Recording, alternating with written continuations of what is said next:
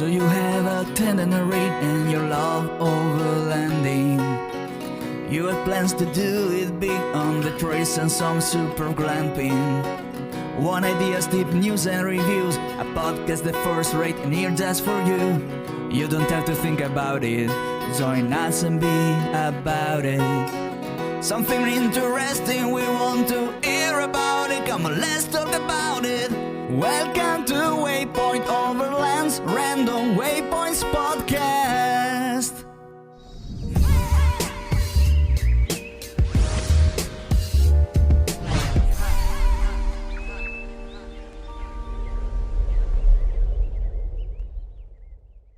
Sponsored by Midland, communication for every adventure. The industry leader in radio communication technology and innovation for over 50 years. Sponsored by My Medic. Sponsored by Tembo Tusk. Sponsored by Shower Pouch. Sponsored by DeMoss Collective, mission built and made for mobility. Sponsored by Brew Trek. Sponsored by Hard Impact Designs.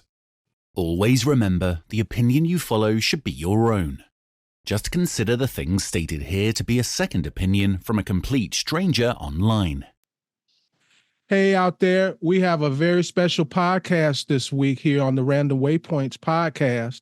Me and Mike have some very special friends with us, Deb and Mike from Ironhorse Overland. And if you don't know anything about Ironhorse Overland, well, let me tell you that Ironhorse Overland, also known as Mike and Deb Lee, became a thought as Mike and Deb contemplated life after retirement. Both had spent their lives working in the emergency services fields, law enforcement, fire, and military, and raising their 4 kids. Debbie and Mike grew up enjoying the outdoors and have always loved camping, hiking, off-roading, hunting, and fishing. And so plans were made, the house was sold, and they decided to take their love for the outdoors to the next level and transition to a full-time life of an overland traveler. Over the past 2.5 years, they and their dog Gunner have traveled and camped throughout the entire North American continent and Baja in their 2015 Toyota 4Runner and 2020 Patriot Camper X1H. In January, they started their Mainland Mexico Central American adventure. Deb and Mike, welcome to the show. Nice to be here, Phil. Good seeing you guys again. It's been a little while. It's been a while, Mike. Yeah. Expo. So you guys are no stranger to us guys on the podcast. This is your first time on the podcast, but we've been knowing you for a while now.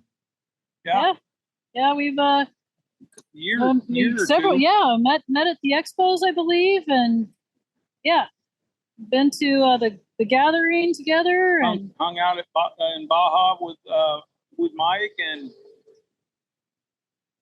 all sorts all of over places. the place. yeah. We're trying to get a record of how many different places and countries we can hang together. That's right. So Gotta for come the to Belize. so for the listeners good. and viewers, the first thing we'd like to know is, where are you? Where exactly are you? Well, not exactly. We are in the beautiful country of Belize right now. Southern Belize. Southern Belize. And how has the trip in South America been so far? And you can take that question in any way you like. In Central America, you mean? Yes, I'm sorry. Yeah. So- We haven't made it. Haven't south. made it to South America yet. Central America, we did most of mainland Mexico, a bunch of mainland Mexico. Like 20 states out of the 31. Yeah, and then one day in Guatemala, because we had some paperwork 3 hours. issues with some travel companions, and then went back into Mexico, and so Belize is really the first Central American country that we've spent any time in. But Belize has been Belize is beautiful. wonderful. Yeah, just beautiful. So is there anything that maybe the listeners could glean from your situation at the border, getting into Guatemala? Is there a tip maybe to give or something like that? Yeah. If you don't own your vehicle outright, or you are from a state that does not give the original title to you. Mm-hmm. You are going to have to be very, very specific with the letter that the bank gives you in order to get in, depending on who's at the border at the time. Yeah, I mean, all the reading we did was if you do not own your vehicle and the bank owns it, you need to get a letter from your bank saying, hey, it's okay for you to bring your vehicle out of the United States and into the countries that you're going to be going to. Well, that's only true if you get somebody at the border that doesn't completely stick to like Guatemala. It says right on the building, original copy, not a copy, original title. Mm-hmm. And if you don't have that original title, depending on the person you get, you probably aren't going to get in. I think the gal was going to let them slide on that, but then one of the verbiage about insurance, she got caught on that. So again, it has to be very specific. Sorry, we're in a overlanding camping spot, but it's by a bridge and there's trucks going by sometimes. But I mean, anybody that's done international travel, you know that sometimes it's just who you get. The lady actually said, go to a different border crossing and they might let you through. So, yeah. Which, by the way, for those of you that don't know, I mean, that technically is the same scenario here in Mexico as well. I carry around a letter. So I don't own my truck. My LLC owns it. So I do have the title and I have the original and I have actually been asked for it. And they want the paperwork showing that I have the right to be in possession of the vehicle and be driving it. So technically you could get stopped at the Mexican border as well. Yeah. And that's kind of true of most countries, because it's all about, obviously making sure that you didn't steal the vehicle. Correct. And there's a lot of and there's a lot of vehicles. states that so like we are originally from Northern California, and Northern California gives you your original title even if you don't own the vehicle. But Right. There's a lot of states that do not. Most and states. Our travel companions, well, they are from one of those states. So, Yeah. But And if you really think, say la vie. if you really think about it, though, it's a sensible reason for it. You would see a big increase in car theft. You'd see a lot of insurance fraud, a lot of that. So it makes sense. Yeah, Yeah. it does. And the one thing you should really think about when you're at the border, realize that you're not trying to get into your country. You're trying to get into somebody else's country. Yeah. Smile. Yes, sir. No, sir. Yes, ma'am. No, ma'am. What do I need to do? Because I tell people that too. The more that you smile and the more that you are friendly, that you're going to be reciprocated. And quite frankly, the more you attempt in your worst possible way, in some cases, to communicate with their language, the better as well. Yeah. Oh, I have slaughtered the Spanish language. Yep. 9 ways from Sunday. Yep. I try, but oh boy. Yeah. Oh boy. It's kind of sad that you guys have to make a point of saying that. You really just said you should show common decency and respect to the person that you're dealing with. Exactly. Yep. Yep. So in March, I believe it's March 25th, there's the solar eclipse. Are you guys going to April?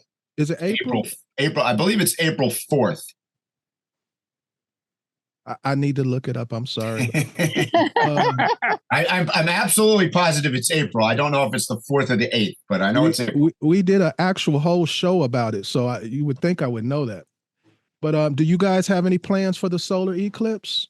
Are you going to still be? Not at this point. So we were originally going to just be getting back to the U.S., but those plans have changed a little bit. We really don't have to be back until later now. So I have absolutely no idea where we're going to be. If I can talk her into going all the way to Ushuaia, I will. That's not going to happen, but good thought. Sounds good. Well, it looks like you guys are in paradise right now. Oh, it's so beautiful, Phil. I mean, it was Mexico was gorgeous. Hello? It looks like that. Ecosystems you go through. I mean, Sorry, what were you saying? Could you You repeat? just froze up for a second, but you're back. Ah, okay. You Go ahead. through so many ecosystems in Mexico. 1 minute you're in a desert. You know, the next day, depending on how far you drive the day, you're in the rainforest. You know, surrounded by agave plants, thinking of the goddess of tequila. Right. But my one thing with Mexico is there's so kind of like Baja, there's just so much trash. It is just everywhere. Belize, there's some trash here and there, but it's nothing like that. Much less. Yeah, it's weird. We were just having actually another YouTuber that I'm friends with. We were having this conversation, and it seems to be a cultural thing in Mexico, similar to probably the way America was maybe 30 or 40 or 50 years ago. And it's just that they need a cultural shift. Some countries have really gotten control of that.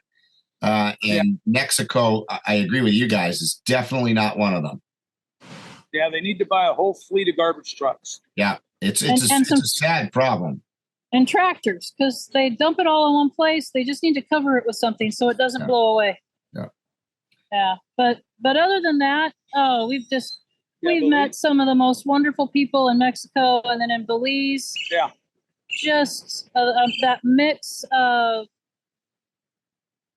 There's such a mix of cultures here. The Spanish, the original African Americans that were here, and then the Mayans, and that mix of cultures is so awesome, and the languages and the food. Yeah, it's been we have met the coolest people. Talk about that a little bit, because I think maybe some of our listeners out there don't realize that Belize is actually the only Latin American, if you will, country that English is the main language. Yeah, English is the main language, but another main language is Creole. So a lot of them speak Creole and English and Spanish. And the two different, there's a bunch of different Mayan dialects from Mayan, but two specific Mayan dialects that are spoken here. Oh, then you got Germans down here. Oh. You got Mennonites. Canadians. Oh, huge Mennonite. Matter of fact, as we were talking, Mennonite carriage went by, pulled by horses. Yeah. So like you were saying, it's the only Central American country that speaks English. So it was an English colony, and then I believe in the fairly 80s, recently, actually, 81. It gained independence. So you have just this huge mix of cultures. Yeah. And but it all just harmonizes together. So yeah, and the people, it's so funny because it's I met a guy the other day, little old guy. They were shopping and we were talking, and he's like, you need no need to go to Belize City. Don't trust those people in Belize City. They're gangsters and thievers. And he's talking to me in that Rastafarian voice. He was delightful. Yeah, he was a great old guy. And then I met a guy we were at the Happy Manatee. It's a Canadian couple that bought land here several years ago. Spots for you to go, and it's super nice. Yeah, they rent spots for overlanders. We walked over to the bar at the next resort over, and I was talking to this guy, and he's like, "Yeah, man, how do you like Belize?" And I was like, "It's gorgeous. Everybody's really nice." And he goes, "Oh, trust every people in Belize." And I go, "Well, I understand that." But everybody has been super respectful, really welcoming. And again, the food. I think I was Hispanic in a past life. So I got a couple questions. I know Phil's probably got a whole line of stuff. I want to ask. I want to go back a little bit to Mexico because where I'm stationed right now, I've been able to communicate with a fair amount of people that have come across the border coming north from Guatemala. So I'm wondering. I think that you guys had posted. I've had multiple reports of people being stopped along that border on the Mexican side. Mostly surrounding citizens trying to keep out illegal immigration, drugs, etc., whatever.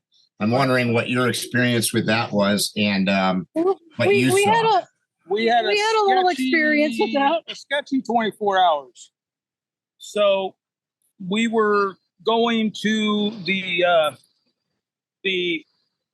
border crossing off 190. Which is not the most southern, but it's almost the most southern. I think it's the third up from yeah. And at the end of third east, I think. Yeah. Third east, yeah. At the end of 190, you have the border crossing.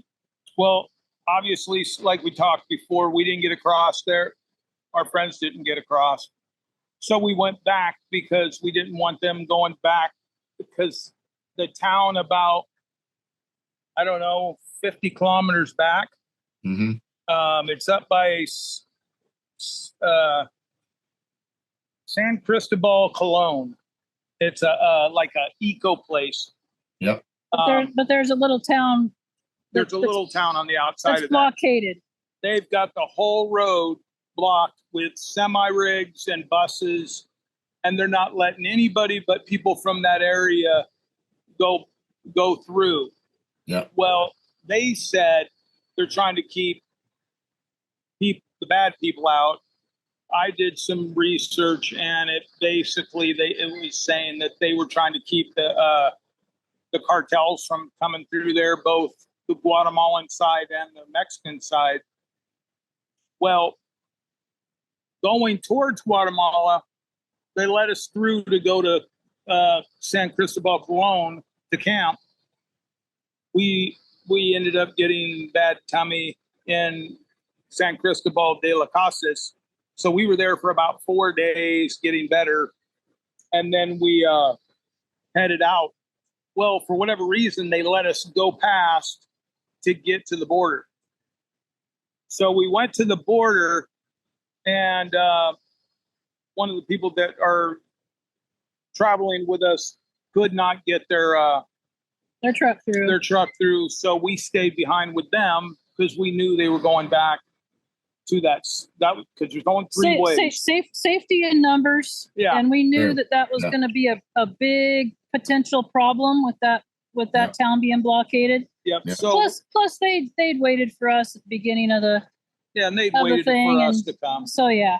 So we go back to that town, and there is no way, shape, or form. They were like, nope, you're not coming through. You weren't supposed to get through when you went through this morning. Those people that let you through are in trouble. So by this time, because we had been at the border for 3 or 4 hours, it was getting late. So we're like, there's only 3 ways. The way we were trying to go, back through the Guatemalan border, or up to 11 through the Chiapas Highlands. Well, we all know who runs the Chiapas Highlands, the Sinaloa cartel, and then also some areas of the new generation Jalisco cartel. So we're like, we got to start to get late. We got to find a place to get off the road. So we started heading up, and this is all twisty, windy road, super. I mean, it's like 40 miles. It'll take you 5 hours. You got cliff on this side, mountain on this side, and road, and no side roads. What made it even slower was we were hitting these little non-governmental filter checkpoints. Yeah. Let me see your ID, this, that, and the other. Where you going? Where you coming from? Well, those are all cartel guys. Yeah. Well, we get to this town with a Pemex, and we're like, maybe they'll let us stay in the parking lot. And so we get gas, and we ask them, nope, can't stay here. So we're like, wow. So we'll just try to go as far as we can before it's dark. And Find a restaurant. Say, hey, can we camp in your parking lot? So we're pulling out of the Pemex, and we hear right as day, hey, where you guys from? We look out the car, and there's two Mexican guys sitting there, and one's kind of tatted up, the other his tats are covered. And we go South Dakota, and he walks over, and he's talking perfect English. And I'm going to leave his name out of it. But he's like, and Deb's now, she's all excited. She's like, maybe you can help us. Do you speak English? And he goes, yeah, I used to live in the States. And so we're looking for a place to camp that's safe until in the morning. Oh, yeah, I control this area. I think I can help you. So he gets on the phone and he's talking Spanish and gets on the phone again. We're talking. And to make a long story short, he turns out to be a bar. No, we're just going to not mention any of that. He kept us safe. Yeah. He kept us safe. He found us a safe place. He took us up on this mountaintop. It was beautiful gorgeous. Camp spot, and we were able to safely transition through that area the next morning. Yeah. And to a main road. Yeah. And that's, by the way, I mean, the reason I brought this up is that obviously I think it's good for people that are traveling out there to understand sort of how life works. I kind of knew where you were going to go, in fairness, and because I've heard this story multiple times, and many people have to understand that large portions of Mexico are not government controlled, for one, and there are all sorts of checkpoints all over the place. Some are official, some aren't. And like I said, I've talked to probably 5 different people that have transited different borders, actually, than the one you guys tried to get across, and it's the same scenario. And Phil and I talked about this on last week's podcast. A lot of this is related in many ways to what's going on at the Mexico's northern border, the U.S. border, and people's, not wanting the trafficking to go on, particularly on the human side of it. But there's obviously a lot of those for people that haven't been there, and I have been to where you're talking about. They don't understand that. In many cases, the cartel is able to control access points because of what you're saying. It's very remote. There's not side roads. There's one way in and out of a lot of areas that are very rugged, right? Yeah, the one we were in.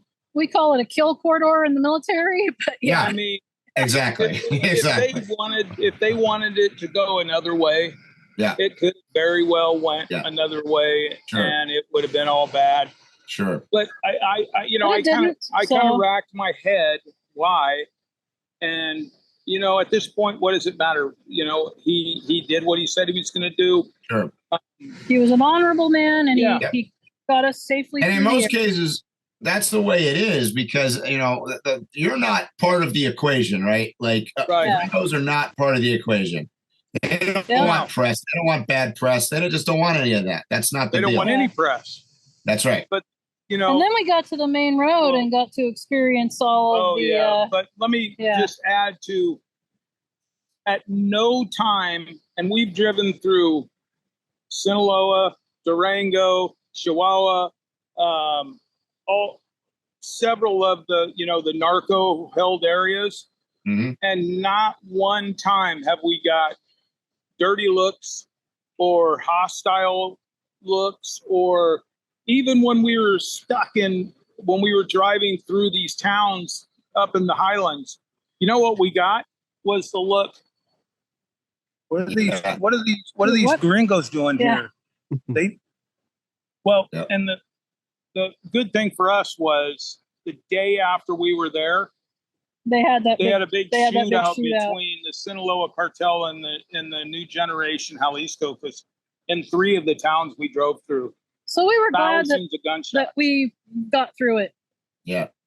So Yeah, but everybody, I've gotten several messages on Instagram about how is Mexico to overland in. You know, are you worried about the cartels? And you know, just because of what I used to do, there's always some apprehension. Mhm. be smart. Be smart. Wave know where you're and at. smile a lot. Yeah, you know. We wave and smile at everybody. And in many ways, use your gut. Obviously, your gut instinct is the best Don't way go to go. down there. It's just like anywhere else. In the U.S., if you go somewhere you shouldn't go and doing things you shouldn't do, you're going to get jammed up. Yep. Well, down here is the same way. And I think that's a safe thing to say. We hear so much from people, oh, Mexico's so dangerous, you don't want to go there.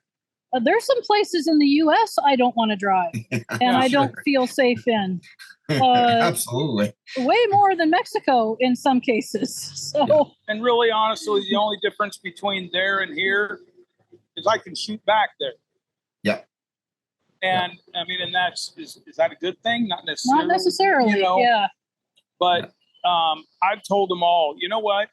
Mexico is gorgeous. Mexico, the people are awesome. The food is spectacular. And the toll roads are highway robbery. Yes. Yep. So let me ask you that question from you segued good into the overlanding sort of world, because I know a lot of people are curious. Obviously, people, spend a lot of time in the States and they spend a lot of time in Baja. How did you guys find both Mexico and Belize from a camping perspective? Talk about that a little bit. Is there a lot of, is it campgrounds? Is it boondocking? Is it cheaper? Is it more expensive than the States, Baja, et cetera? What's the comparison? Well, you're not going to find it's different. It's different. You don't. Okay, so we can't stealth camp. So I think you have to make a differentiation here between those that can stealth camp and those that can't. Your van lifers, they can park in a lot of places, basically boondock. Kind of like George in his Sprinter. We can't stealth camp. It is abundantly obvious what we are doing. Sure. And being that some parts of Mexico, well, I mean, there's no BLM land. Right. There's no so sometimes we're boondocking, but it's usually because you're asking somebody if you can I camp here? It's not like the US where it's like, okay, I have a map. I know this is BLM land. There's no signs that says I can't, so I can't. Right. But I mean, most of the, the places that'll allow you to camp there, they're not that expensive. Yeah. 150 pesos. Mm-hmm. That's nothing. It's not like Baja where if you can't find a dispersed camp spot, you shouldn't be doing it. I mean, they're everywhere. Yeah, Baja. Here, it's not like that. Yeah, Baja has a lot more dispersed than at least we've been able to find in Mexico. And part of that might just be, again, because it's obvious what we're doing. We're setting up a tent. A tent's popping out of our trailer. And it's just been easier for us to follow places other people have camped. Mm-hmm. And sometimes it's a campground, but it's somebody's front yard or backyard. Right. Yeah. And that's kind of like this, where we're at now. It's a business. They do zip lines. They do, you can get in a balloon and go down the river, an inner tube. Well, this is right in front, under a bridge, right next to a river. They own the land. Yeah. And they're like, yeah, go ahead and stay there. Yeah, and that was my experience. That's why I'm asking. That was my experience. It was less boondocking and a little bit more campgrounds, although I found that campgrounds were cheaper than the ones in Baja, the organized campgrounds. Yeah, that is true. Yeah, they're. I think the most expensive one we stayed at was like 250 pesos a night, per person, not per rig. A lot of stuff here is per person. Yeah. Yeah. But another thing we've noticed in more of the southeastern part of Mexico, they're really not used to seeing overlanding vehicles. You would think they would be, but they're not. Belize is the same way. Belize, we are an anomaly here. So we have actually met several places. Lamini Eco Tours, wonderful place. They had let some people stay in their back lot. And then we came and we're like, the guy's like, so what do you guys need? What do you overlanders need? And we have since, well, even in Mexico, we had that conversation. With several places. One of the places where they had us park, if they had people in the little cabins, we wouldn't have been able to park there, but they had this beautiful open area that you could even get your rig into if they did a little tree trimming. Mm-hmm. And I said, I said, that area would be perfect for overlanders. And she said, well, we were thinking about it, but we'd have to build a bathroom and a shower. And I said, well, not really. Not really. I said, we have our own toilet. We have our own shower. We carry our own. And she's like, so it was an educational experience. And the food, Mikey. Oh my God. So we ate there the whole time we were there. So I gained like 5 pounds. Yeah. But she had no idea. So I said, overlanders, all we need is a relatively flat area. And we're good. We have all of our own stuff. And I said, and if they want to, let them walk into the part where you have the communal bathroom and the communal shower area, and they can walk in there and use that. And she was just like, oh, I had no idea. So it's kind of a, and again, at the place Happy Manatee, we were able to share with that Canadian couple, wonderful people, by the way, what overlanders need and don't need. Yeah. Yeah. Because oftentimes what they want is potentially somewhere to dump a toilet, a cassette toilet or something, and get water sometimes. Fill yep. Exactly. Water's a little harder for them because they're on a rain catchment system. But at the Happy Manatee. But they do have a gray or a black water tank dump. But yeah, so unlike Baja, which is pretty used to seeing overlanding vehicles. Yeah.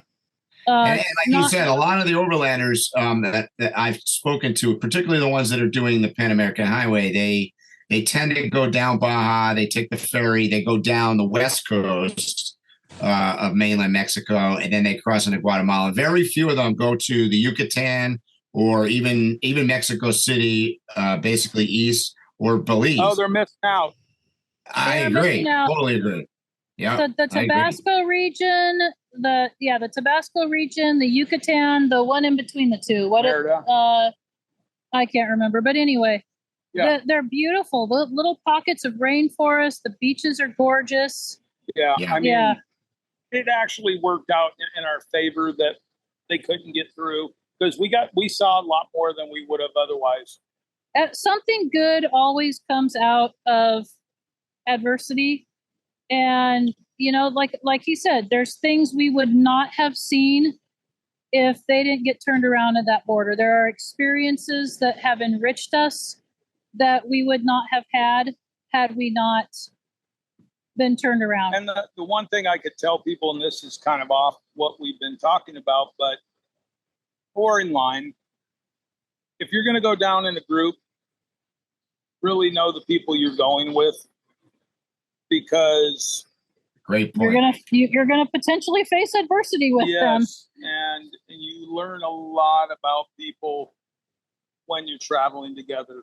Mm-hmm. It's super hard. I mean, I've caravan with people, and I kind of like to keep Phil and I have traveled together. We travel fine together, but you got to keep the group small. Maybe 2 trucks, maybe 3 trucks at the most, in my opinion. And it's a lot smoother when you really know the people, like for sure. Yeah. I mean, the people we're with now, We get along fine. Yeah. I mean, we have our quirks. They have their quirks. But, you know, we had another group with us that, you know, they're all right. But Yeah. I can't say I'd want to travel with them again. Yeah. So I'm not saying anything bad about them. No. So you guys didn't take the traditional route through Baja. You went over to Mexico and went down like we were discussing. Yep. What was the highlight? What if you were to give 1, 2, maybe 3 things that were highlights that you would give to somebody to say this is a good reason to take this route? Oh, wow. You know, this is always my hardest question. What are the highlights? What is the favorite place you've ever been? Because there's so many, it's really hard. Well, let me ask an easier question. On your next trip there, what's a place you're definitely going to go back to and explore? Yucatan. Yucatan's been my favorite. And why do you say that? There's just so much stuff to see there. You got the Yucatan, the state of Yucatan. You've got Tabasco right outside of that. I mean, you've got tons of ruins within 25 miles. You've got so many Mayan ruins in such a small area. Yeah. You can follow prehistory basically. Yeah, if that's your gig, I mean, you would be in heaven in the Yucatan. We one day we saw in a 2-day period of time, we saw about 6 different ruins from different time periods in the Mayan occupation of the area. That was really cool. And then I think the chocolate plantation in Tabasco. The thing that made the biggest impression on me was at Teotihuacan. We stayed. There's a guy that lets people camp in his yard and on the property next door, and it's like a 600-meter walk from his place to Teotihuacan. So we went out there, spent the whole day there, and we got back, and he was showing us around his property. Well, it turns out he is like a medicine man, like a shaman for the Mescal Teotihuacan Sweat Lodge thing. Well, so we went and did that. It's like a 4-hour ceremony to get rid of evil spirits. So the way Mike comes up to me, he goes, "Hey, babe, you want to go do a sweat lodge thing and get a massage?" So that's what I thought it was. I'm thinking, you go sit in the sauna, drink some orange juice, go have a massage. It is so much more. So much more. You didn't know all the evil was coming out of you. I couldn't talk for 5 days after. It was an amazing and you know me, experience. I never shut up. Yeah, it was an amazing experience. No, it was an awesome experience. And the guy, he thanked us. He said a lot of people stay there, but nobody really wants to do the ceremony.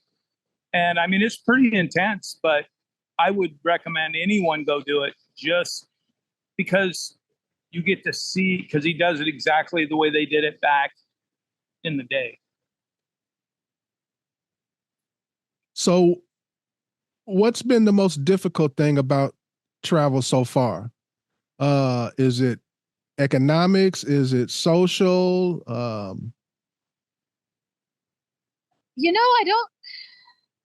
Things are more expensive. Gas is more expensive than we had imagined. Part of that is gas got more expensive. Part of that is we move too often. Yeah. So when we were budgeting, gas has been probably twice what we initially thought it would be. We've stayed at places, 4 or 5 days at a time, but the initial coming down and getting to like the Yucatan, we were moving every day. But I think he means in general, not just Mexico. Oh, okay. And then the other would be family. You miss family, and family misses you. Yeah. Everybody thought we were nuts when we sold everything. Yeah. Yeah, they're like, you're doing what? You're selling your house and doing what? So Who had the weirdest reaction to that? my mom. My mom. My mom is the quintessential grandma. She is like, she's a stalker. She has to have all of her little chicks safely. So she does not like the fact that we are not. I mean, we lived 4 houses down from her, so this was a huge change of us now completely gone out of the state, and she worries about everybody. And so when we travel places like this, I generally text her and say, "Hey, Mom, we got to our camp spot. We're still alive." She life 360 stalks us so that she can see us moving and know we're still alive. Yeah. My sister just said I was stupid. You're doing what? I got a few of those. Yeah, but she says she's glad I'm happy, and this is the happiest I've been in years. And how long have you guys been on the road again? 2.5 years. Almost 3 years. So yeah, when I thought it was. Go ahead. I'm Go sorry. ahead. Go ahead. So when I first met you, you guys hadn't started on the road yet. I met you guys the first year of Overland Expo in Colorado. We met. Yeah, we had just started. Just barely started. Well, I think when we met you, Because Okay. we started, but she still had to go back to work for 1 day. And that's because she wanted, it was a tradition in her station or in the fire department that your last day, you either cook for the crew or you dine, you got stuff brought in. it's like your last day. Everybody shows up, says goodbye to you. Yeah. So Plus, my department doesn't allow to take terminal leave, which means burning all of your vacation and sick leave at the very end of your career. what are they going to do? So Retire? I burned all of my vacation and sick leave, but it wasn't terminal leave because I came back for 1 day. So I have a question for both of you guys. You know, being in the careers that you were in, law enforcement, fire department, military, all kind of in the same range of career, same lifestyle. Was it a weird or hard transition to go from that lifestyle to not getting up at 6 o'clock in the morning, not having rules and regulations? Mike had been retired for quite a while prior to us doing this, from that career, and so for me, it was weird in the sense that I kept waiting to get the phone call to say, "Hey, your vacation's over. You got to come back to work." Because I've had a tax-paying job since I was 16 years old. I've always worked. So yes, in that sense, but no, in the sense that I was 35 years in the emergency medical field and in the fire, most of that in the fire department. I was ready to be retired. I was ready to not be responsible for mitigating other people's disasters any longer. So it was kind of a big relief, really, of I only have to be responsible for a much smaller set of situations now. I wasn't ready to go at the time. I didn't have any choice. But you always hear about PTSD and all these other things. And if you would have told me when I was younger that someday I would be retired and had PTSD, I would have said, "You're stupid." Well, here I am. And I can tell you one of the best things that's happened to me is this lifestyle. If I had it is just really because it gets you back into being self-sufficient. You know, you've got to problem solve. If you're out here and something breaks, I don't know of a Toyota dealership close to me anywhere. So I better be able to fix this. And it's very freeing. And it's very freeing, yes. You know, people said, well, you're selling your house. And that seems really sketchy at first, I'll be honest with you. But you know how, well, Mike knows. Oh, yeah. It's very freeing. It's very, So I get the question a lot, so I'm sure you guys do.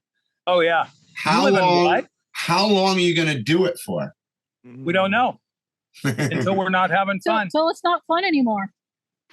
You know, I mean, unless we see a property that is just exactly what we're looking for, and basically they want to give it to us, you know?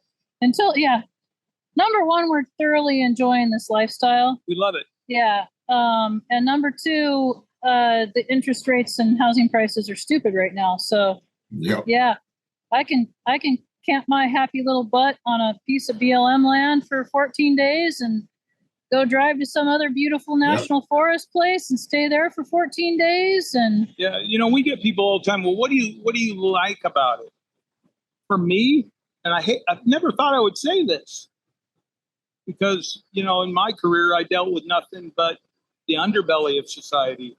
At least you got to meet some nice people now and then. It's given me, I really enjoy meeting new people. I mean, you really learn that everybody's just pretty much the same. They just want to raise their family. They want to do a good job and live their life, a happy life. There's so much divisiveness in today's world. Well, let me rephrase that. What is shown to the world through various means seems to portray this huge divisiveness. What we have found is, with some exceptions, mostly people just want to be happy and live their lives and not be pestered. And, you know, that's the biggest thing we've found is through so many different cultures, through different areas of the United States, Canada, Mexico.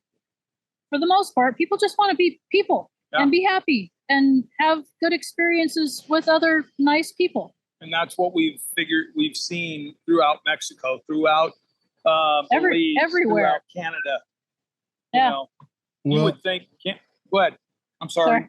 I was just going to say, well, I've found that most people, if you take politics out of the conversation, we're pretty much all on the same board.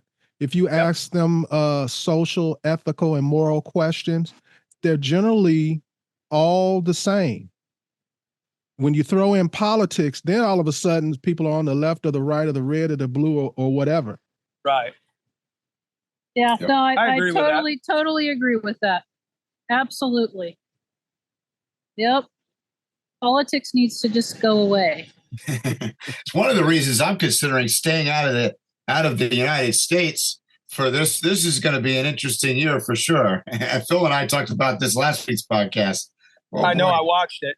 Yeah, we watched it. We watched it and we're like, yes. Oh, absolutely. Yeah. Oh, we agree with you completely. We're going to watch more of these. Yep.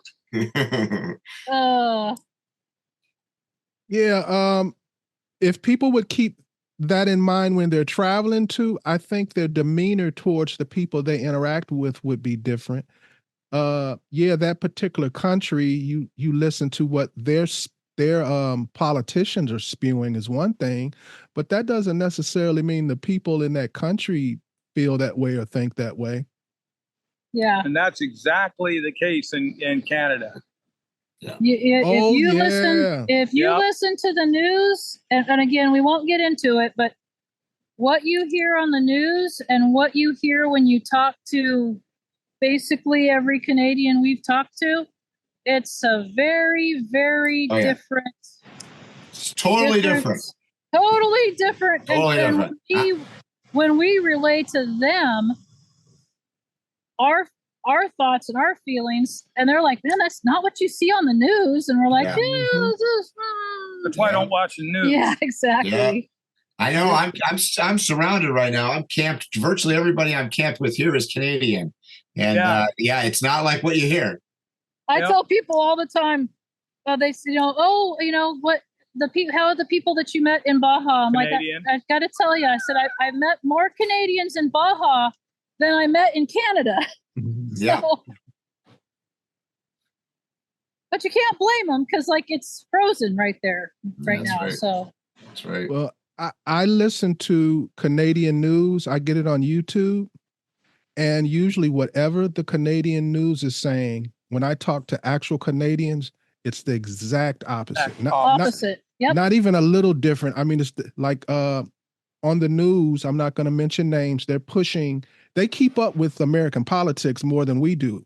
Yeah, they do. And the news is pushing one person, and I've never heard that name from any person that's actually a Canadian. Right. So I'll just leave it at that. Yeah. That's true. Yep. But then again, that happened here, but I won't get into that either. Exactly. That's for another podcast. That's right. That's for the Tear Your Hair Out podcast.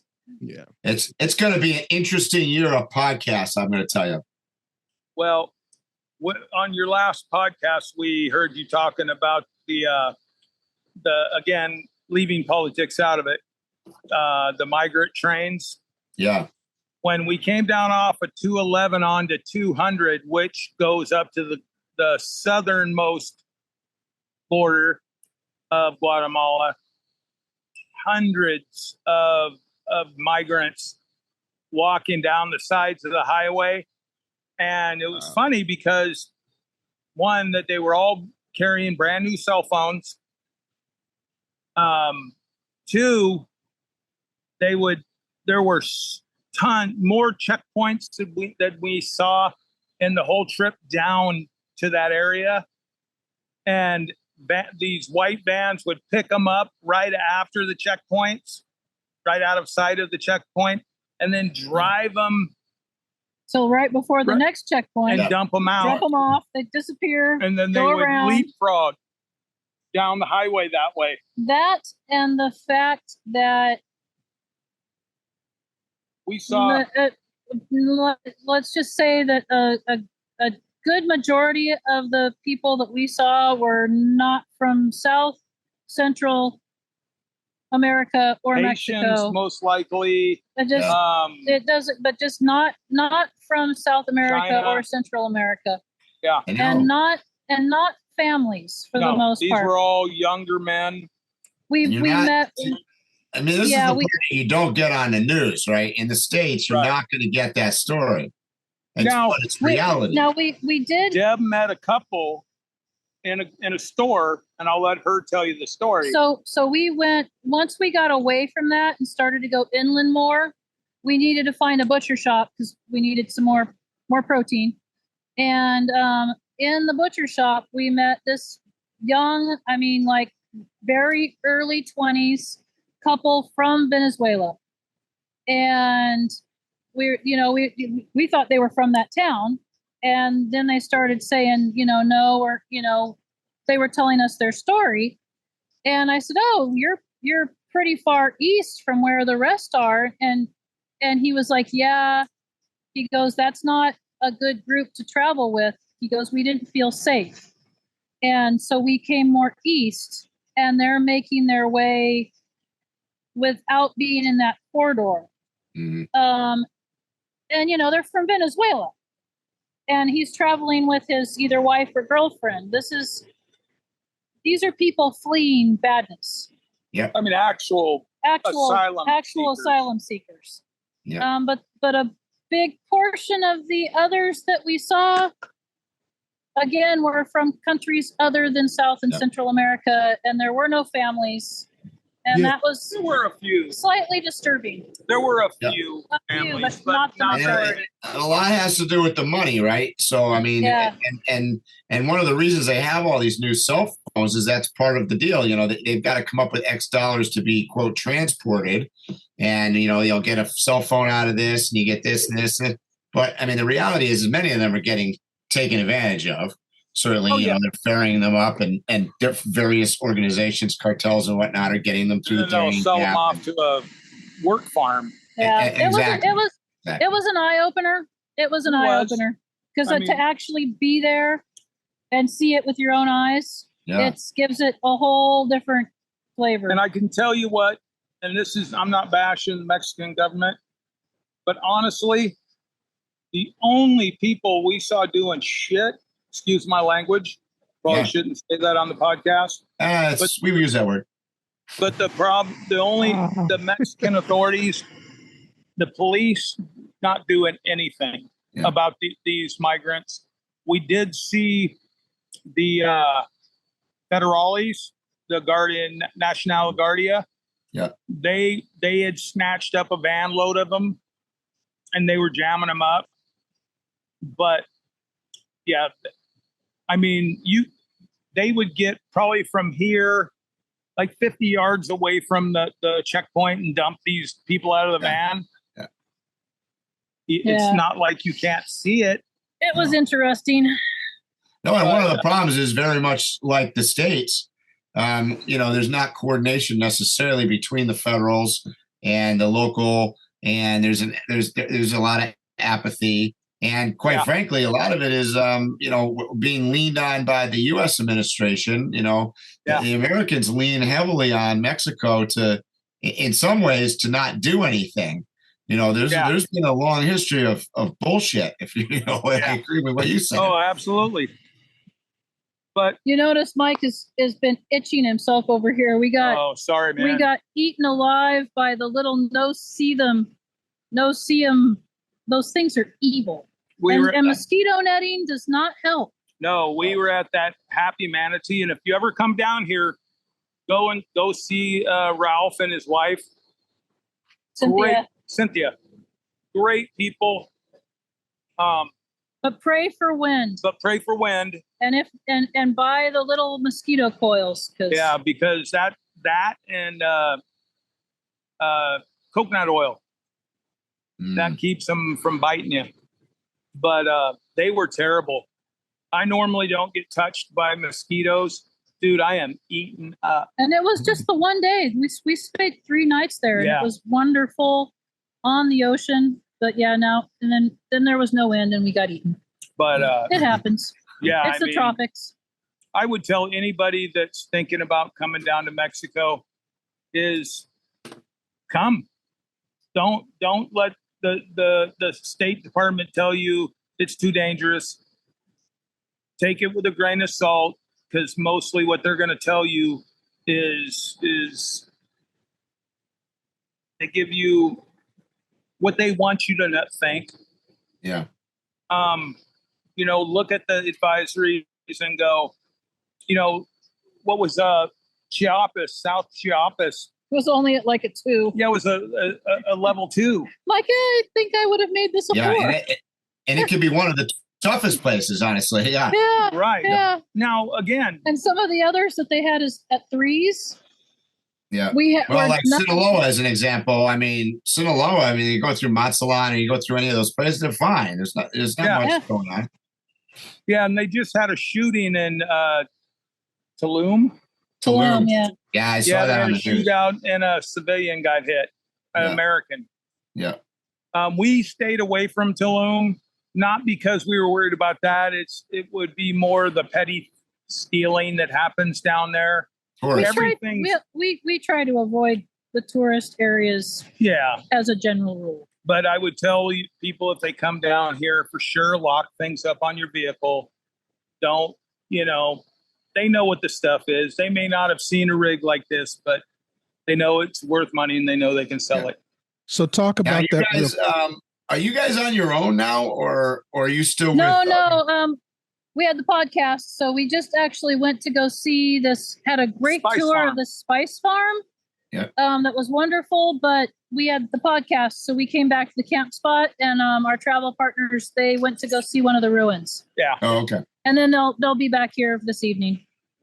So, guys, you just mentioned about security and your vehicle. What are you guys using to protect your valuables when you walk away, or you maybe go to the store or whatever?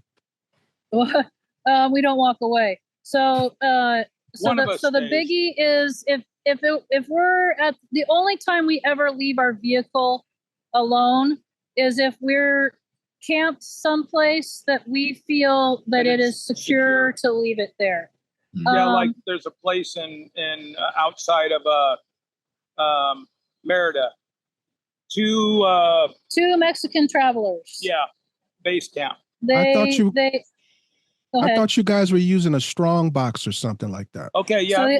So I was going to get there. Number one, we generally one of us stays with the vehicle. Like, he doesn't like to shop anyway, so when we go grocery shopping, he stays. Plus, we have the dog, so that is a whole nother issue.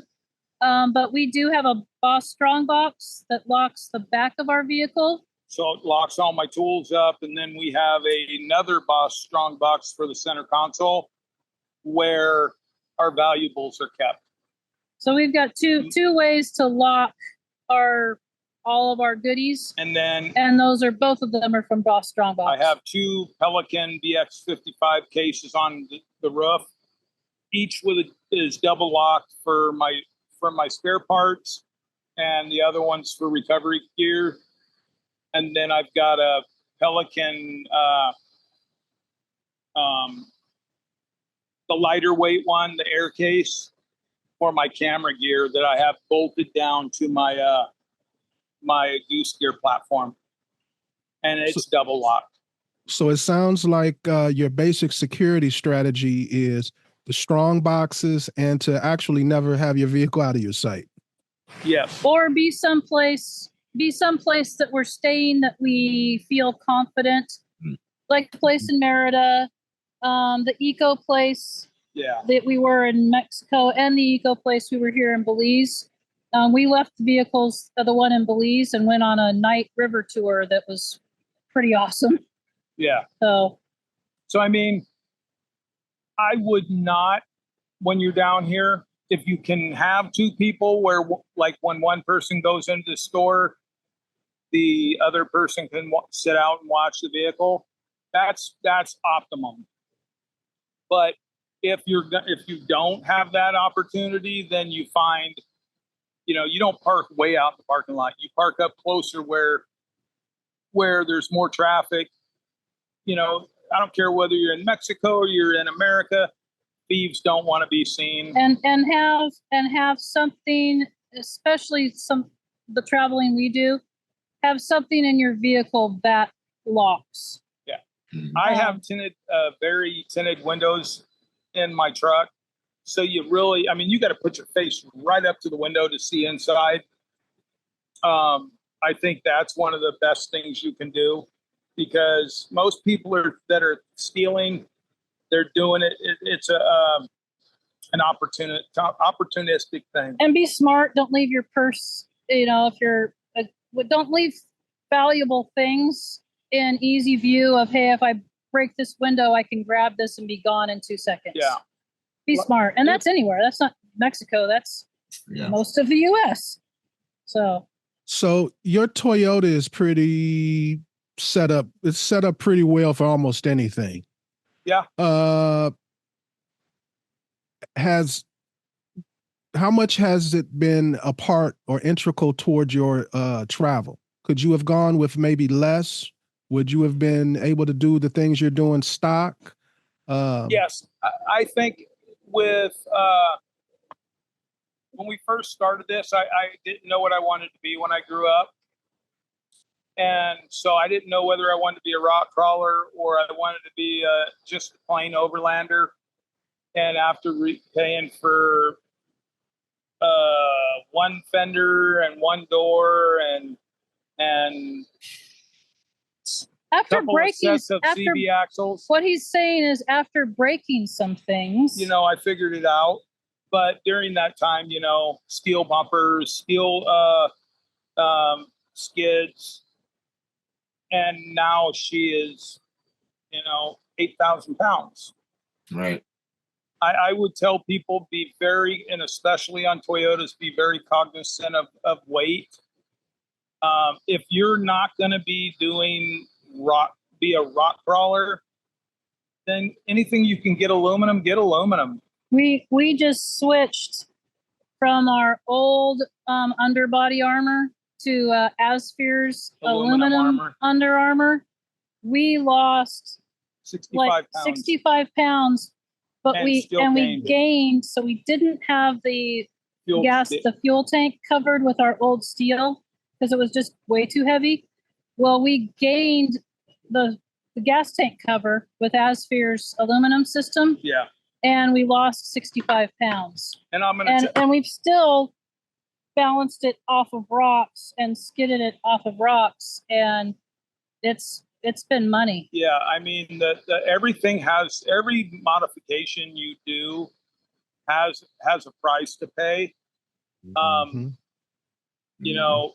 Because it's so heavy, I had to get a big the power brake, big brake kit up front because I didn't have enough stopping power. I think I'd have wanted that anyway after learning about them, just because we're pulling the trailer. Yeah, and they've saved our They've saved our bacon several times. They've saved our bacon from a caribou that jumped out in front of us, and from a vehicle that decided that it really wanted to be in the lane right in front of us at the absolute last second. I had a thought. So Mike had to step on the brakes rather hard both times. Yeah, they've been very integral too, because we're so heavy.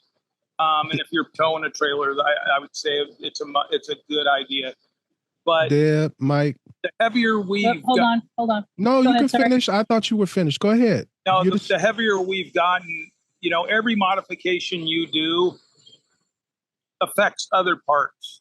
So what I would tell people, if I'm one of those guys, I love gear. And I love anything that's going to help me do more. Well, I don't know when to stop. So hence, you look at my truck and, I can go anywhere I point it, but what's the cost? Right now, when we get back at a certain point, I'm going to have to change my rear diff to a Dana 360 because, it has 5,000 pounds hanging over it. And that's $5,000. Which brings me back to the brakes. I think power brakes are pretty good. It kind of blows my mind. I interview a lot of people. I talk to a lot of people, and I rarely hear people discussing brake upgrades. And we drive around some of the most heavy vehicles in the world. We put all this stuff on them, and that's the last thing that people think about is their brakes. And it should be the first thing that they think about. Well, and if you really think about it, when the state or the Transportation Authority of the United States, you know what I'm talking about. When they put a GVRW on a vehicle, it's in big part is based on your suspension and your braking. Well, my suspension's completely redone. I mean, down to everything. And then, my brakes are all redone. Front and back. But as my truck got heavier, especially when we had the trailer on board, between the trailer and the truck, we're 12.5. And going down, when we were doing the Continental Divide Trail, we were coming down some of those super steep descents in the San Juans. And yeah, there were a few times I was puckering because I could feel the brakes heating up. Mm-hmm. And from that point on, I told Deb, we're just going to have to suck it up. And so I started looking at different braking companies. And the only one that was really developed around off-roading was Power Brake. Everybody else started out with on-the-road vehicles, on-the-road racing vehicles. But Power Brake started to build brake kits for Dakar Rally vehicles. And we got that. We paid for our front kit, and you don't need a rear kit because 68% of your break-ins in the front anyways. But the rear kit has made a measurable difference kit in the for back, us. and it has made a difference. Now I have to disclaimer: we're semi sponsored by Power Brake, but I purchased our X-Line big kit in the front. But I would tell anybody, if you're getting heavy or you're towing something, really look into it, because you don't realize stopping's kind of important. Yeah. When you need to. Yeah. What are you guys using to talk to us right now? Are you on Starlink? We are on Starlink. We are yes. on Starlink. Which our travel couple that we went to, You froze up. Starlink, and they told him that it would not work in Belize or Belize or Nicaragua. And so we're like, oh, okay, well, we won't have Starlink in Belize. Well, then I forget what I was looking up, and I found a website of users that said, no, it'll work just fine. You just can't buy it from there, and it can't be linked to an address from there. And I can tell you, we get better signal here than we do in the States. So it's working perfectly fine in Belize, and I expect if we make it to Nicaragua, it'll work perfectly fine there as well. The other day, it has 100% coverage in Central America. It's 100%. Those two countries, you can't buy it in. You can't buy it. I'm telling you, the other day, I did a speed check, and the download was 290, and the upload was like 50. Yeah. I get that here sometimes, actually. It's like I set a record a couple of weeks ago. I hit 305. Wow. Wow. But yeah, so I mean, and we've got the high performance unit now.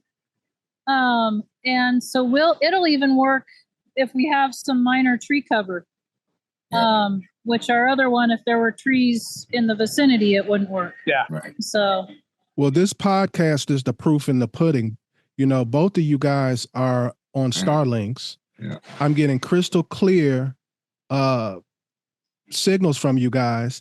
And because we're all in 3 different places, it's being sent to a server and then it's being sent out.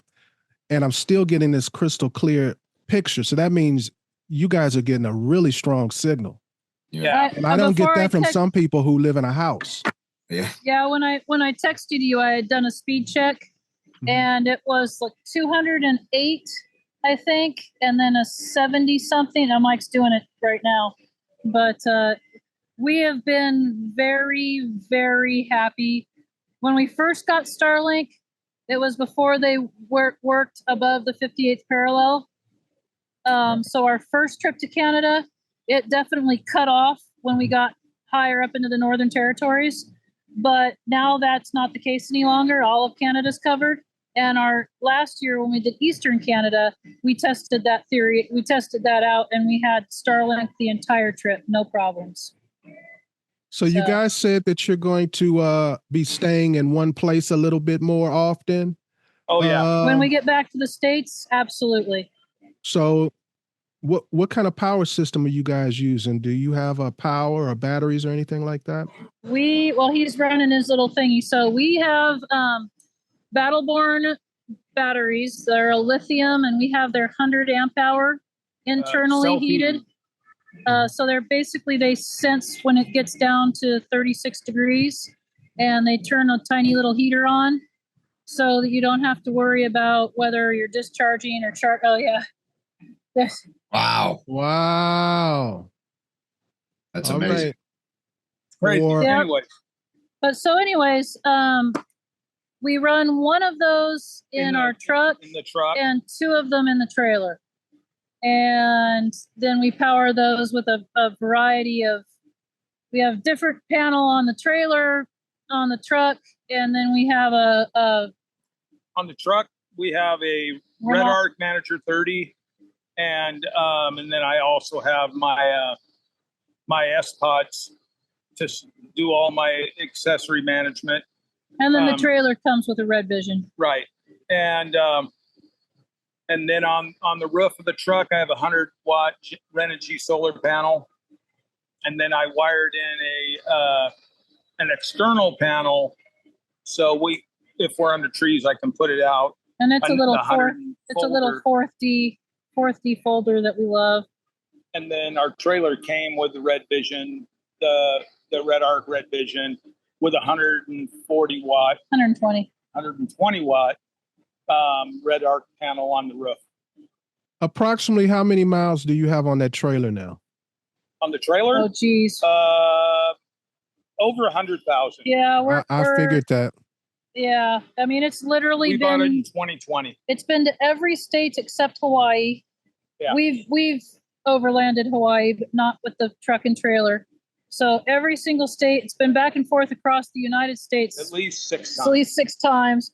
It's been all the way up to Tuktoyaktuk. We've done every province in Canada except Nunavut. None of it, because you can't drive there.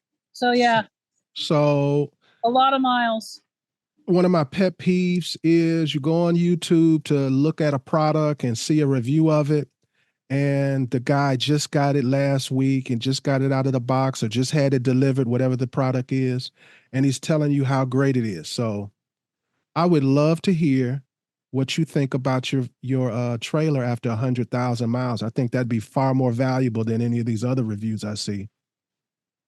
So we love it. It was designed to be in the outback of Australia, and it has performed flawlessly for us. Now I have to have a caveat to that. We did break an axle, but that was our fault. So we questioned, we got some not so awesome advice on what size tires and offset wheels that you could put on it. And we put 35s with an offset, and the Cruise Master suspension was not designed for that. And it brought the load out too far, and we snapped an axle in, we snapped the stub axle. Snapped the stub axle in Canada. Patriot Camper took care of us. They shipped the whole new swing arm and brake drums assembly from Queensland to BC. Hope BC to the campground that we were staying at. The little FedEx gal drove up to our campsite. We unloaded the stub axle and then we put it in. And then we installed the stub axle in the campsite. With the campsite gave us these big rounds of, was it oak or I don't know, big stumps that they brought to us to prop everything up. So we could still sleep in the trailer. But other than that, this thing has it's been everywhere, and with a very minimum amount of maintenance, it just does everything we need it to do. Yeah, I mean, I think my biggest thing is and I'm hoping that's changing with the advent of their headquarters in Las Vegas. But before, getting spare parts for it was super hard. Virtually impossible. But I think that's changing now that they have an actual Patriot Camper headquarters in Las Vegas. Yeah. I saw that, yeah. So go ahead, Phil. Now I was just going to say, me and Mike have covered this before. We did a show where we listed the 10 most researched subjects in overlanding. And believe it or not, one of the top 10 is, how do you poop? So I'm asking you guys. I'm asking you guys that. I will take that, since pooping while camping is, generally speaking, and I hate this from a sexist point of view, is generally the woman is needing that comfort item. So we started out with the bucket. Mike has a bad back, and the bucket is very tippy. Yeah. So that didn't work out. Plus, they're a pain in the butt to store. Yeah. So then we went to the little 3-legged thing, and we tried it. We never even had one. Yeah, he tried it. He couldn't get up off of it. Yeah, man, my knees felt like they were going to explode. Yeah. So then we found the Thunderbox. also an Australian product, but there's a distributor in the U.S. And the Thunderbox, if you guys have never seen the Thunderbox before, look it up. It folds down to like an inch thickness, and the size, basically a square like this and an inch thick. It's more like that. And it pops out to be the size of a regular toilet. Oh yeah, it's close to your throne. And it's got 4 points of contact with Mother Earth because it's a little cube.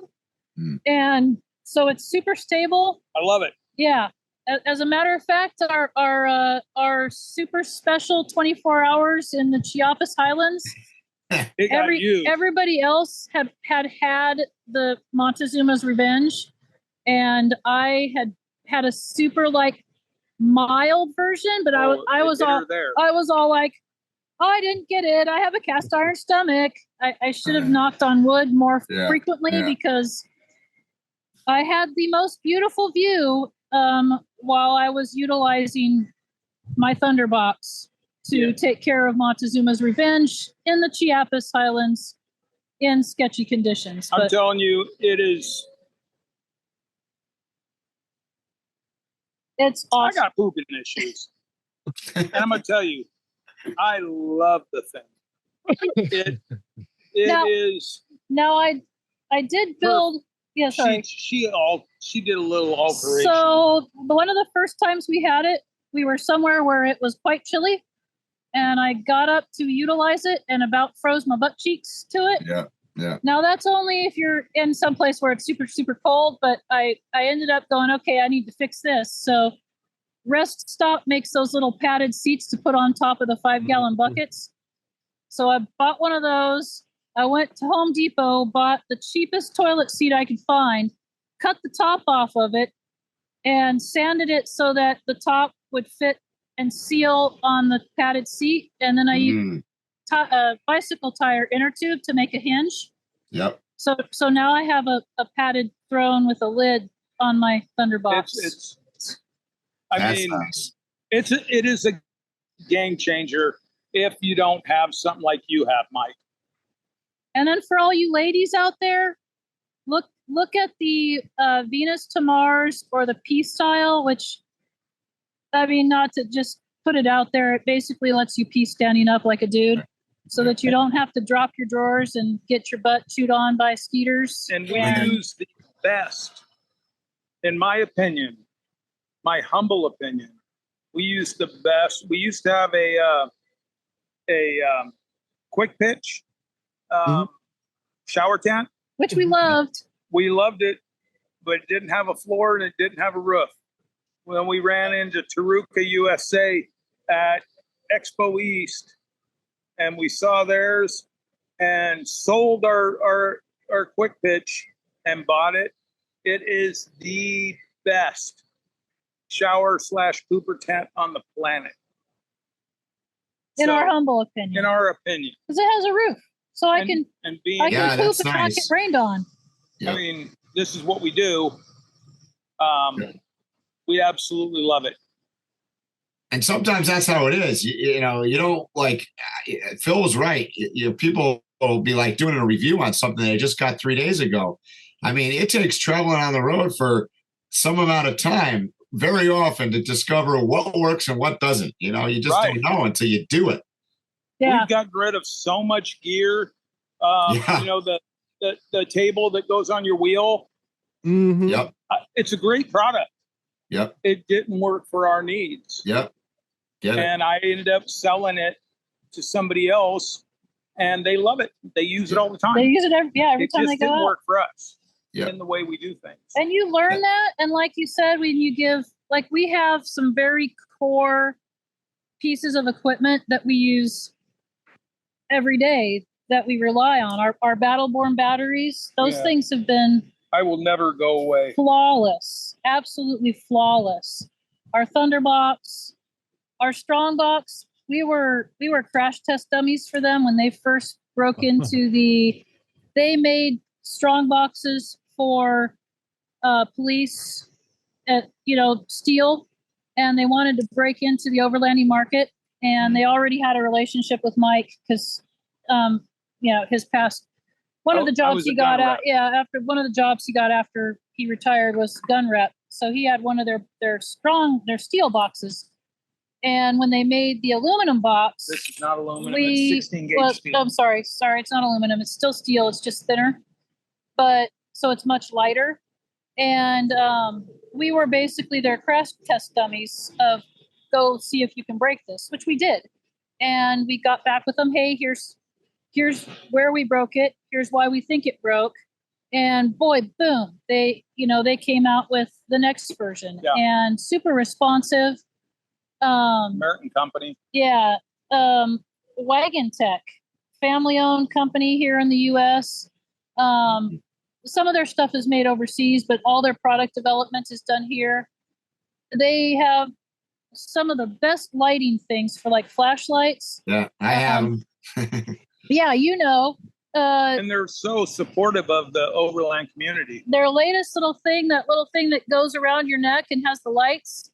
I love that thing because I hate it when you've got a headlamp on and you're blinding everybody. Yeah. Whereas this thing just hangs around your neck, sits here like this, and you can see everything and not blind everybody. Right. And then their little cube. Oh my gosh, I've charged everything with their little Wagon Tech cube. Yeah. Yeah. So there's those core companies, the Power Brakes that, and I mean, some of them were sponsored by, but we didn't become sponsored by them until we used their stuff and beat their stuff up, and it worked for us, except for Battleborn Battery, which we had done a lot of research. Hours and hours and hours of research, and I had talked to their customer service. And we knew we wanted them, and we thought, let's put a proposal in. We're just all they do is say yes or no. Yes or no. And it worked out that we were a good fit for them, and they have been an amazing fit for us. And I can tell you one thing, before we had a relationship, I told them right up front, I was just window shopping. And they treated me like I was going to buy right that moment. Yeah. And I've never seen a company that has had that good of customer service. And for me, I don't know about you guys, that goes a long way for me, because that tells me what kind of service I'm going to get after I buy the product. Yep. When we were looking at the Patriot Camper, we looked at, it came down to the Patriot Camper or the Turtleback Expedition. And when we looked at the Turtleback Expedition, it was a little too tall for both of our likings, and hence some of them have rolled since then. They're great trailers. I'm not bad mouthing. But the guy we talked to really didn't have a lot of knowledge about the product. We went over to Patriot Campers, and we ended up talking with Matt from Expedition, whatever. When they still handled the importation. Right. And he was talking to us, and I spent 45 minutes talking to Justin's wife, one of the owners of Patriot Camper. How many big companies does that? Well, then I talked to Matt, and I'm like, as he's telling us all about the trailer, I was like, wait a minute, I got a bone to pick with you, because I don't leave anything out there. I just say what I'm going to say. And kind of like Phil. And I go, why should I spend $50,000 with you when my wife's tried to get a hold of you 7 times just to find out what size the dang mattress is? Yeah. I mean, what does that say about when I have a problem? And he gets on his phone, and he's like, and I was fully expecting him to blame it on an employee. And he goes, nope, that's my fault. We just had a server changeover, and I dropped the ball. We'll give you guys a little inside info about Patriot Campers. Yep.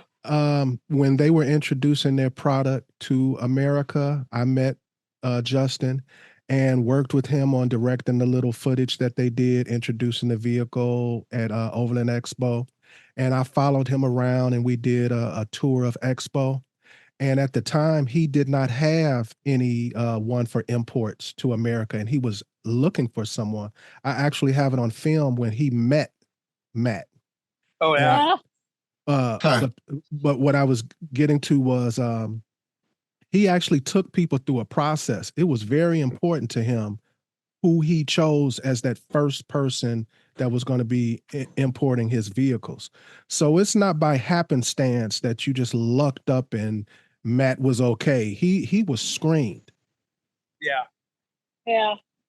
No, we love it. The trailer's the only modification we've really made on our trailer. We changed the batteries out. Well, changed the batteries out, but that's just because we sillily got it with gel batteries and not lithiums. But they used to make it so it was hard plumbed. The propane was hard plumbed to the stove. Mm-hmm. But because of all the regulations with Canada's provinces, they ran into problems with that and then shipping it over to the United States. So I have since drilled holes and have plumbed it.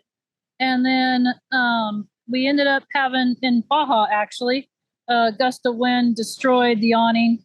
And it was easier for us to get a different awning than it was to try and get a new awning from Patriot. So we ended up with Overland Pros awning. And that's really the only. You did the direct or the fill. Oh yeah. I didn't like the way the water fills. The vent hose has too many little turns to make, so it was really slow to fill. So I put a bottom fill system on it. But other than that, that's really the only thing that I've had to change. And if anybody knows me, they know that I like projects and I like to fiddle with things and get them exactly how I want them. Yeah, the truck's supposed to be my domain and the trailer's hers. So the fact that I've really only changed 3 things on the trailer really says something about the build quality of that trailer. Yeah. So one last gear question and we'll get off of it. Okay. It's a 2-parter. What tires are you guys using? And in the last 12 months, what would you say is, or let's spread it out a little bit more. In the last 24 months, what would you say is the best investment in gear that you've made? And tell us why. Toyo tires. We run Toyo open country RTs on the truck and the trailer. Now I have to divulge that we are partially sponsored by Toyo. With that being said, we've been very happy with the tires. Very happy with these tires. Every set I've had, I've went well over 50,000 miles on them. The only thing I ever had an issue with them was really heavy rain. But other than that, the mud, sand, rock, they just grab. But yeah. And then they wear really well if you're good about rotating them like you're supposed to. If you rotate them like you every other oil change, they last a long time. I'll be getting a new set when we get back from this trip because we've run the rubber off of these. What are you using? ATs, muds? What are you using? RTs. They're a hybrid tire. I'm going to be getting the new ones when we get back. And in the past 24 months, what would you say is your best investment in gear? 24 months? What have we bought in the last 24 Looks months? like you might be sitting in it. We've had these for a long time. Well, a couple of things. His favorite.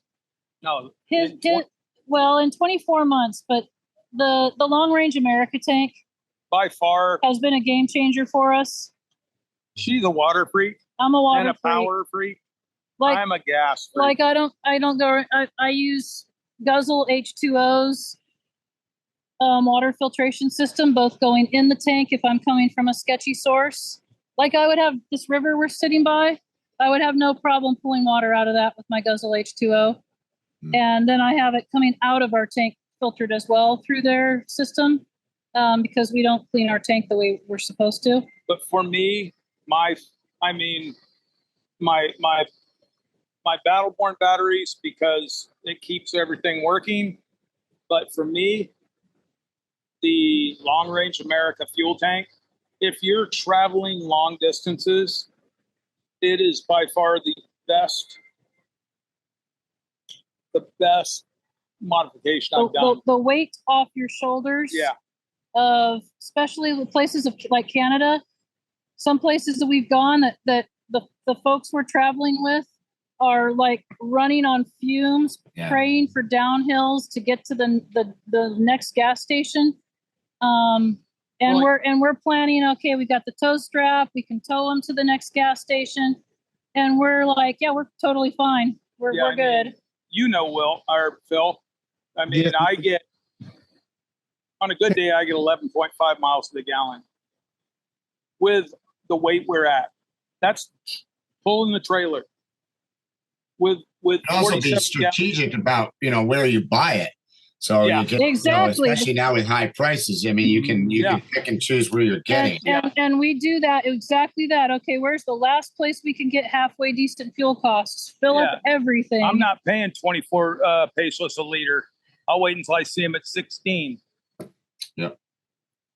And then the chairs that you were mentioning, Phil, for all of you listening to the podcast, Phil got to test out our chairs. Last time we met, they're the Nemo Stargazer Deluxes, and they slide back. I like that. They're so comfortable. They are awesome chairs. Well, I actually have one. Oh, do you have one? Yeah, I've had one since I have. Oh, you did have one. It's just too big for, at the time I was in the Jeep, it was too big because it's about this big, the case, and it's big, round, and fat. It's definitely smaller than our old ARB chairs. Yeah, smaller than our ARB chairs, but it's definitely not a backpacking chair. Mm-hmm.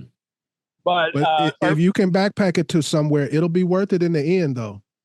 Yeah, I mean, you can sleep in it. I have done it. But yeah, the fuel tank for me is definitely one that, I'm looking all the time. How can I lose weight? And then appreciably, the only real way for me to do it is lose the gas tank, because full, it's about 275 pounds. Or my strong box, which every tool that I could take this truck apart with everything I have in there.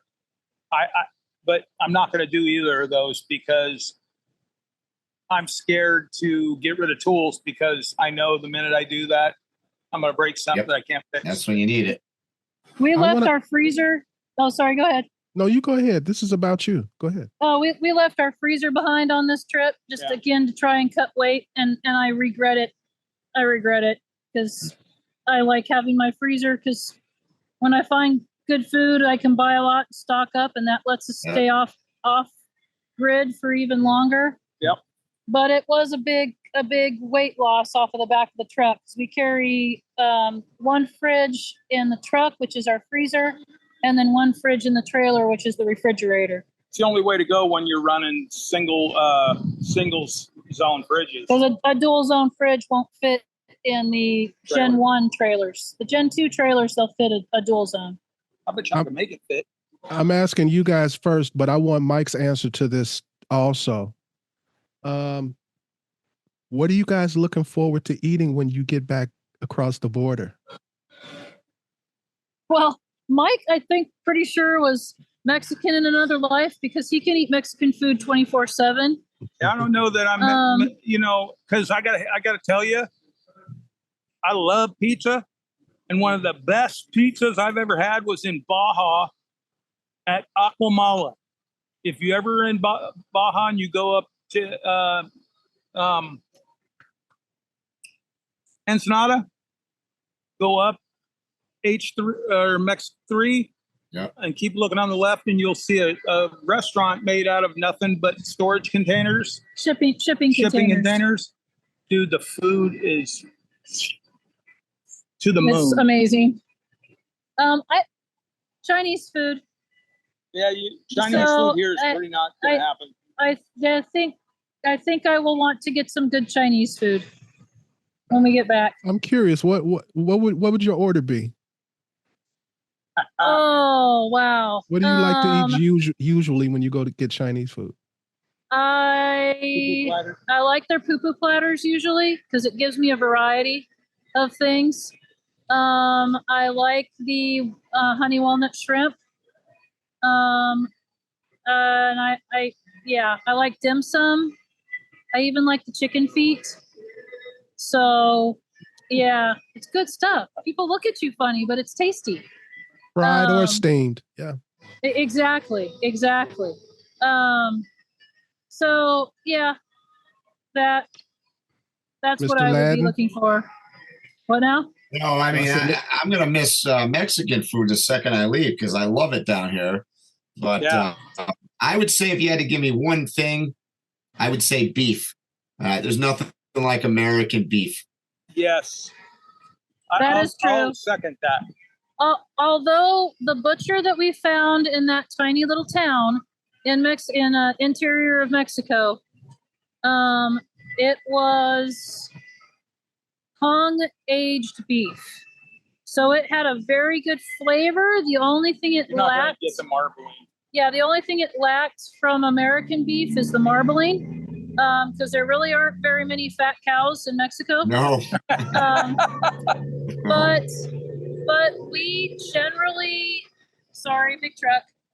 We generally eat grass-fed beef when we're back in the States. So I'm pretty used to cooking beef that doesn't have a lot of marbling. But so that has by far been the best beef that we've found here, was from that one little butcher shop that had actually aged their beef. So, but yeah, usually beef in Mexico is not the greatest. I mean, if you look at it, I tell people, like, oh, wow, they ask me, like, well, how come it's not that good? I go, well, do you ever notice what they're eating?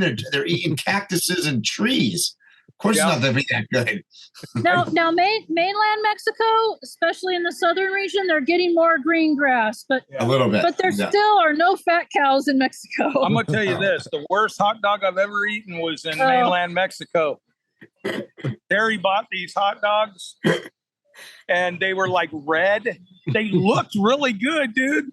I put it on the bread, and I put the condiments on it and bit into that thing, and I went. I tried to sneak around so nobody would see me and then spit it out because that was nasty. But then we found out they didn't like them either. So it was like, okay, it's unanimous. We don't buy these again. Yeah, they were bad.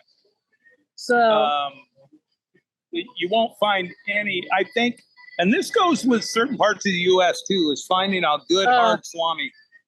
You're not going to find that here. Yeah, no, there's no good hard salami here. It's same as Midwest. Yeah. Midwest, you ask for good hard, hard, dry Italian salami, and they take you to the summer sausage section. Yep. That's so, what else got there, Phil? What's next for you guys? Are you staying down for a while? Or are you? One of the questions that people ask is the border? Can you transit between Belize and Guatemala? That has been. Yes, you can. Sometimes it's open and sometimes it's not in the past. So I'm just wondering. I could be wrong on this, but Belize has very few border crossings. So there's there's 2 land-based border crossings. There was a third, or they were going to make a third in the very southern part of Belize, but that one is no longer. Yeah, that's so there's the one because the road is so it's just not. So there's the one with Mexico in the north section, and then there's the one with Guatemala, which everybody we have talked to, including the Guatemalan border people at the north one, they say that one is a very nice, easy, not very crowded border crossing. So we will, in the next little bit here, be able to report on that. Excellent. That's where we're going to try to go across back into Guatemala. Okay. And then as far as what is next after this whole Central American adventure is back to the U.S. The only thing we have on our calendar right now is we are going to be at every single expo this year, which will be a new thing for us. We've never made it to Pacific Northwest because we've always been on a Canada tour. And we are going to, again, try to stay in one place for longer. Yeah. But we're going to try to make it to a lot of like the smaller gatherings, the smaller 4x4 gatherings. We went to the Overland one in Georgia. Brain fart. One in Georgia. Oh yeah, I forget the name too, but they sent me information. The Ambo guy. The Ambo guy. Yeah. So we're gonna try and do a lot of the little Overland Vehicle Roundup. Yeah, Overland Vehicle Roundup. That was super cool. That was super small, super just intimate. It was nice. They go crazy over your rig there. Oh yeah, they'd go nuts over your rig. But we're gonna try and do the little ones. And we're getting waved at by a kid. Thank you.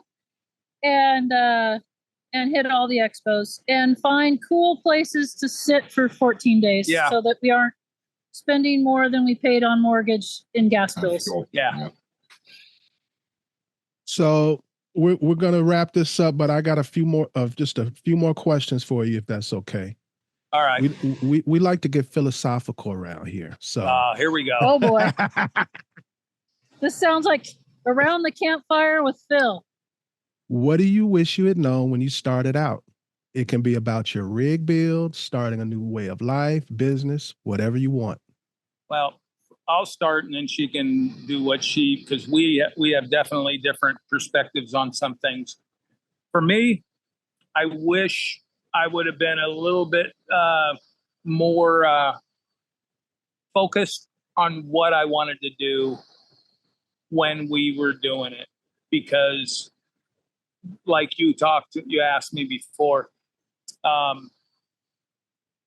we'd have wasted less money and less time. Right. Yeah. And we wouldn't have got as heavy as we are.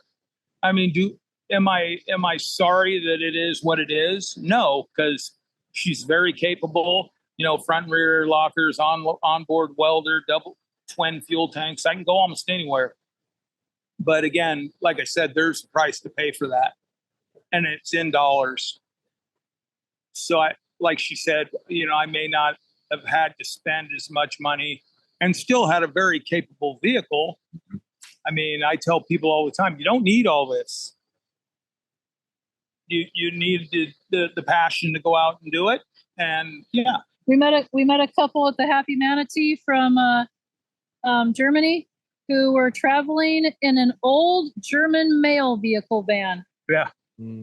So yeah, you don't need with 2 kayaks. You don't need all this. You can literally do it out of an old mail vehicle van that you've cobbled together. But do I love this vehicle? Yes, and I'll never get rid of it until I'm dying. My grandkids get it. And for me, I wish so. I handle most of the finances, and I wish I would have known the gas prices were going to do what they did, because we had a specific budget in mind for the gas, and we've not made that budget. Blew that one. So I wish I'd known what the gas prices were going to do, because I think we would have changed the way we traveled a little bit, i.e. not moving so much. Whereas that kind of had to get beat into our head that we need to slow down. That kind of had to get beat into his head. Not hers, so. Yeah, do you see what we just spent on gas this month? So because I like to move. I want to see what's next around the corner. Yeah. But anyway, okay. Next question? Yeah, what's your favorite type of landscape or trail to take? Oh, so landscaping for me, this overlanding lifestyle adventure has been an eye-opener for me, because if you'd have asked me this when we started, I would have told you deep, dark forest. And now I like the open vistas. I like to be able to get that view, that long view. So that's my landscape. As far as terrain, I like dirt roads. I used to like bouldering, but this is our house now. Yeah. And anybody that boulders know that bouldering equals broken things. And that's one thing when you can stick it on a trailer or limp it back to a house and fix it. But when you're bouldering in your house, you don't want to break your house. No bueno. So I like good dirt roads. They can be a little technical, but I don't like bouldering anymore. I think what I learned with our Continental Divide trip was I like a combination, because I used to like doing the super hard stuff, and now, but that was a lot of dirt roads with some smaller obstacles. And then when we were getting up into Colorado and all that, we got some more, not easy, but not super hard, just enough to go, oh, I did something. And that little bit of change as you went through the day. And that was nice for me. And then we both decided through our travels that we dislike sand and mud. Yeah, I'm not big on sand. And mud, I'm not too happy with. I would much rather be in, like running through Death Valley or running the Baja Divide, because, you really don't have to worry about getting buried up to your axles and digging out. And sand gets into everything. You cannot keep it out of your tent, no matter how hard you try. Between your toes. Yeah. Yeah. So I've been following you guys, your journey since I first met you guys. You're on a bucket list adventure already, but what would you say is currently the next big thing on your bucket list, or the next big trail or adventure?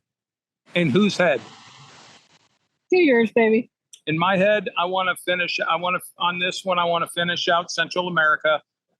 And the next one, I want to knock off South America. And then, if we can do Australia, do the big lap around Australia. Mike, you got anything else you want to say or a question you want to ask? No, we're just tuning in and watching what these guys do and seeing them at the next thing we run into each other in some country. Yeah. Well, yep. We may see you on the way back through. We may take the ferry back across. You never know. Who knows? Mike and Deb, how does someone find you on social media? You can find us on Instagram, YouTube, Facebook, TikTok at Ironhorse Overland. And is there anything I should have asked you I didn't know to ask? Is there anything else you'd like to say? Why I'm so handsome? No, I think I already knew the answer to that. It's good genetics. Yeah. I can't take him anywhere, Phil. I just can't. No, I think you covered it. Hey, guys, thank you so very much for coming on. Me and Mike were both excited to talk to you guys. We spent pretty much the whole last week's podcast talking about you guys. Oh, can I add one thing? Yes, sir. Anybody that has questions about going through mainland Mexico or any of the countries that we do go through, they can hit us up anytime on Instagram, YouTube, or whatever. I answer every single. Mike's really good about answering every stuff. single time somebody sends me a message. And you guys got to be back on the podcast for, if no other reason, that we didn't cover a lot of things. Like, you guys have been instructors at Overland Expo for a while now. Yeah. Will you be continuing that this year when you go to Overland Expo? Yep, we will. As long as they want us. Yep. Can't assume anything. We enjoy teaching. Mike, any last words? Well, safe travels, guys, and we'll get you back on, and we'll be talking about Central America.